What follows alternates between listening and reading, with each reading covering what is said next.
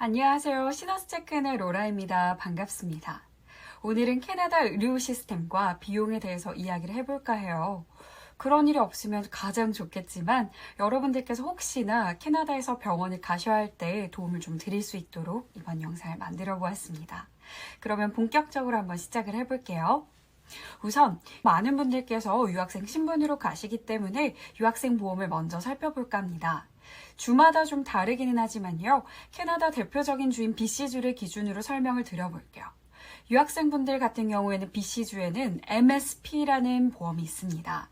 MSP라는 보험은요, BC주에서 거주하는 사람들을 위해서 정부에서 관리하는 건강보험 프로그램인데요. 유학생의 경우에는 보험비를 학비 내실 때 반드시 포함해서 입금하도록 되어 있습니다. 그래서 납부하시게 되면은 현지인이랑 똑같이 보험이 적용이 되시는 거라고 보시면 돼요.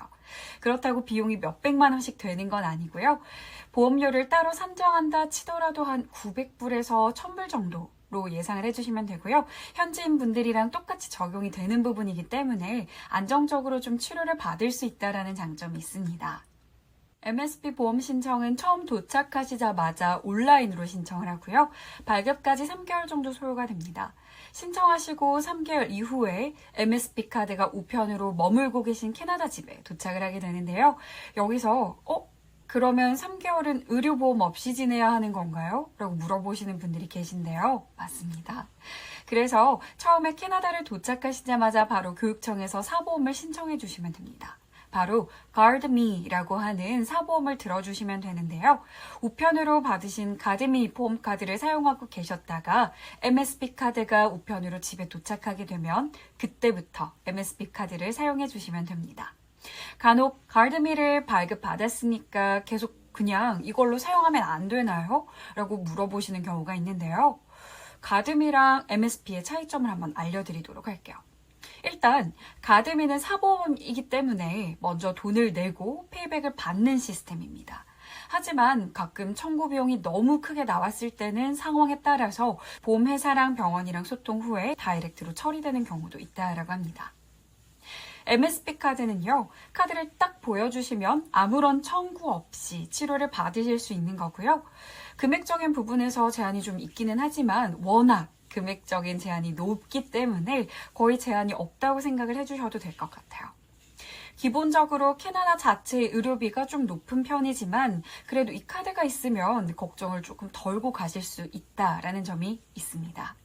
독감 주사 또한 MSP 카드가 있으면요, 공짜라는 점 알아두시면 좋을 것 같아요. 자, 그럼 지금부터는 캐나다 의료 체계가 어떻게 형성되어 있는지 확인을 한번 해볼게요. 내가 만약 캐나다 현지에서 치료가 필요한 상황이다 라고 가정을 하고 이야기를 해볼 건데요. 만약 유학 초창기에 음식이나 물이 맞지 않아서 배가 아픈 경우에는 워크인 클리닉을 방문해 주시면 됩니다. 하지만 방문 후에도 또 상태가 좋지 않아서 다시 워크인 클리닉을 방문하시게 되면은 그때는 큰 병원을 가라고 할 거예요. 이때 큰 병원을 방문해 주시면 됩니다.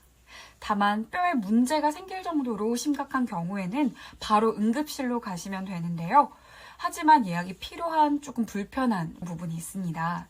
예약을 했다고 해서 촬영을 그날 바로 할 수 있는 건 아니라고 해요. 예약 상황에 따라서 다르겠지만 얼마가 걸릴지는 촬영센터의 스케줄을 보고 결정이 된다라고 합니다. 간혹 예약 날짜가 너무 뒤로 잡히면 뭐야? 내가 유학생이라서 촬영 스케줄을 좀 뒤로 잡는 건가? 인종차별 당하나? 라고 생각하실 수 있는데 절대 아니고요. 현지인도 모두 이런 과정을 거쳐서 진료를 받고 있습니다.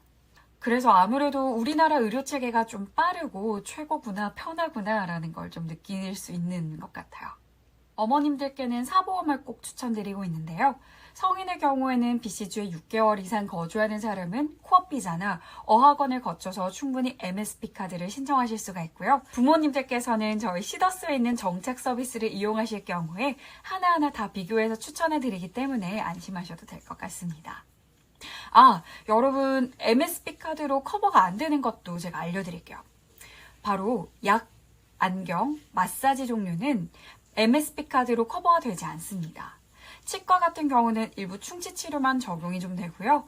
교정이나 레진 같은 것들은 적용이 되지 않습니다. 그래서 치료를 받으시기 전에 MSP 보험이 적용되는지 더블 체크하신 후에 치료를 받으시는 것이 좋겠습니다.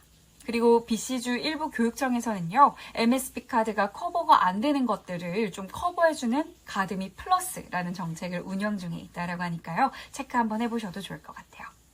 마지막으로 오늘 내용을 간단히 정리해드리자면요. 먼저 BC주에는 MSP 카드라는 것이 있고 발급까지 3개월 정도 소요가 되는데 그 사이 기간에는 사보험인 가드미를 적용을 받으면 된다라는 점, 그리고 캐나다는 과잉 진료를 하지 않는다라는 점을 알아두시면 될 것 같습니다.